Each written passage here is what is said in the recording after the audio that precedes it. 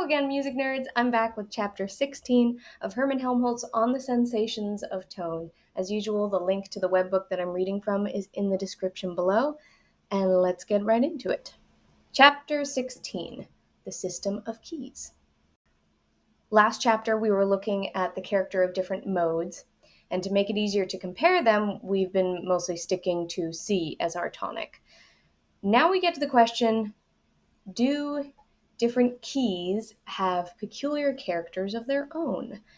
Does it make a difference what note the tonic is? Of course, it matters in terms of what instrument or what vocal part the song is for, because different instruments and different vocal parts have different ranges, and the key needs to be able to fit inside that range, and as well as be able to modulate. But the character evoked from modulation, how closely related the new tonic is to the old tonic, Helmholtz is calling relative character, and we're looking for absolute character that's independent of the relationship to another key, if it exists. Of course, character could be different for different instruments. For instance, keys which use the open strings of a bowed instrument might sound different from keys that don't use an open string. But we're looking for character that it's universal across instruments, and that leads us to intonation.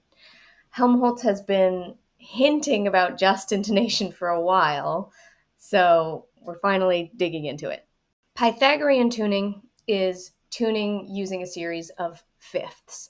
You might remember that a perfect fifth is the ratio 3/2. So if our tonic is 1, we can use 3/2 to find the ratios for each note in the scale.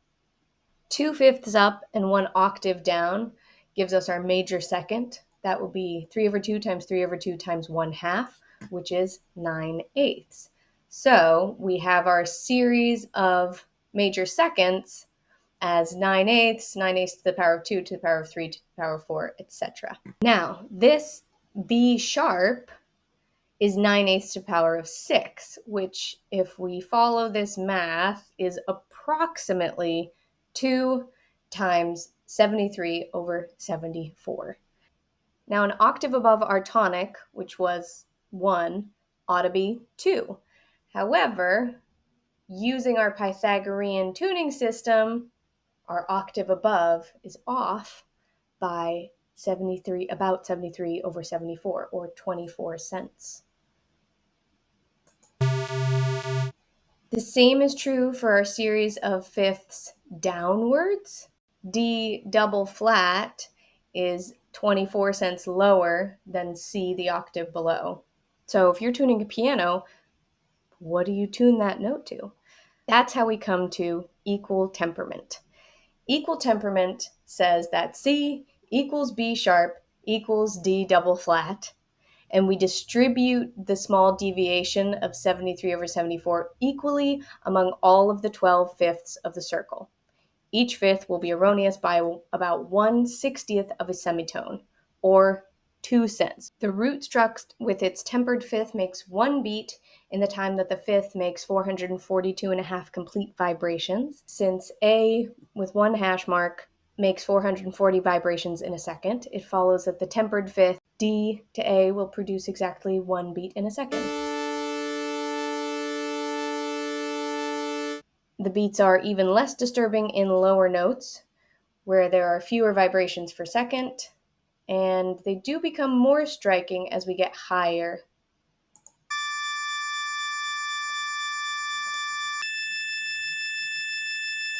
But Helmholtz says these higher notes seldom occur in slow passages.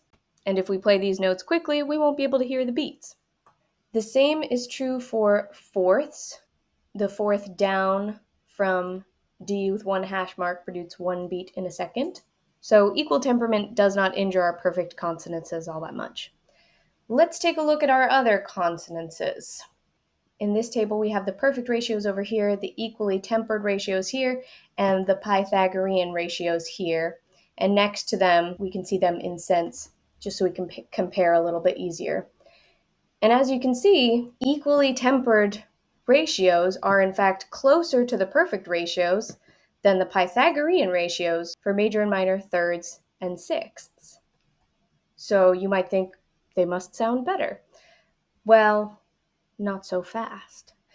Helmholtz argues that the upper partials are somewhat milder in equally tempered intervals.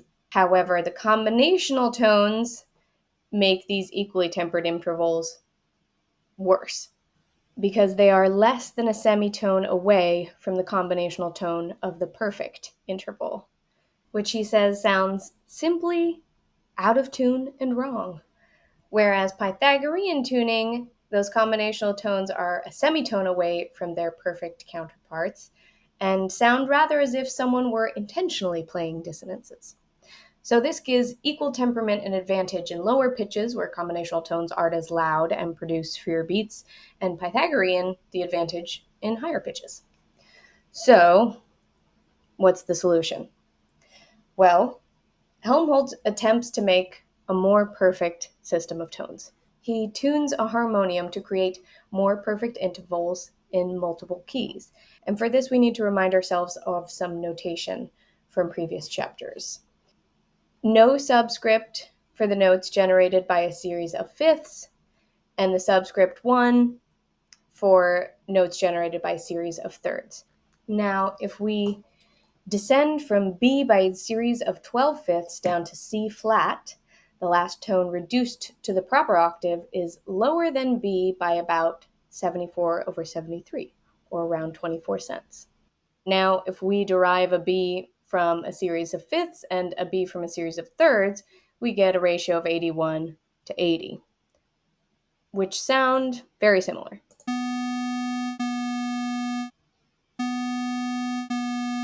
And for our purposes, are going to be equivalent.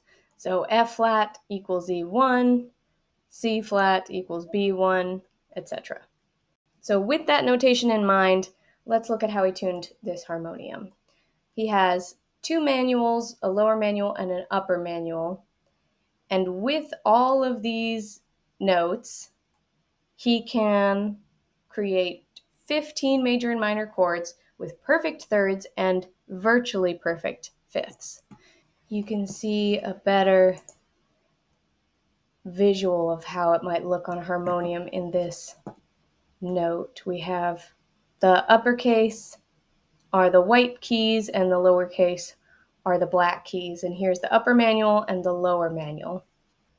And with this harmonium, Helmholtz can play in what he's calling just intonation in all of the major keys and most of the minor keys.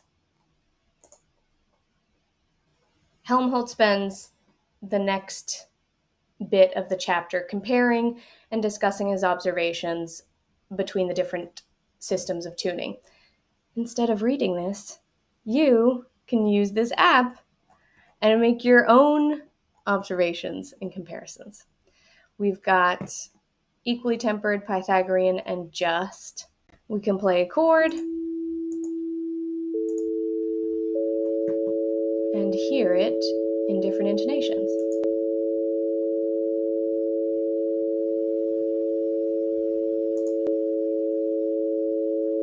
Whoa.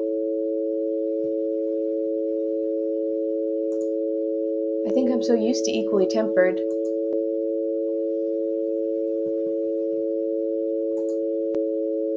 That just sounds bizarre to me. Let's try something else.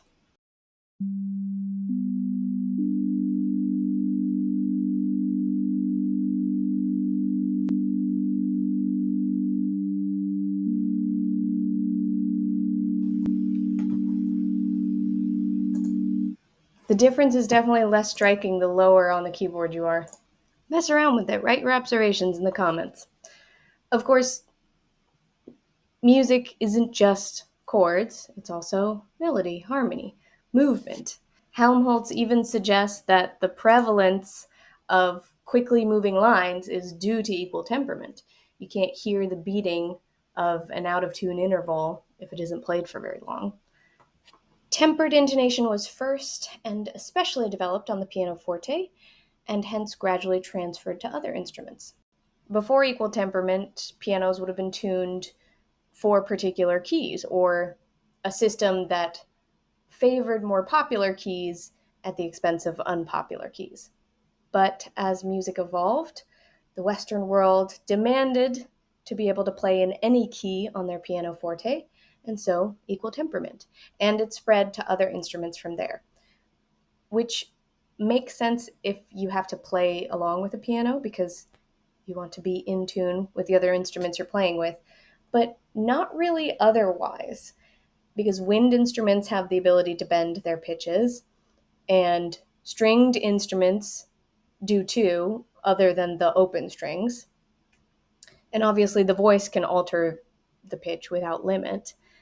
And they do, in fact. Good musicians with great ears will bend the pitch to play just intervals, but they're still taught a tempered 12-note scale, which Helmholtz takes great issue with. The mechanism of instruments and attention to their convenience threaten to lord it over the natural requirements of the ear and to destroy once more the principle on which modern musical art is founded. Now, while Helmholtz seems to endorse just intonation over equal temperament, he does acknowledge that it poses an issue for modulations. We must observe that when just intonation is made the groundwork of modulations, even comparatively simple modulational excursions will occasion enharmonic confusions which do not appear as such in the tempered system. For example, modulation from the key of C to the key of G means you're placing F and A1 with F1 sharp and A.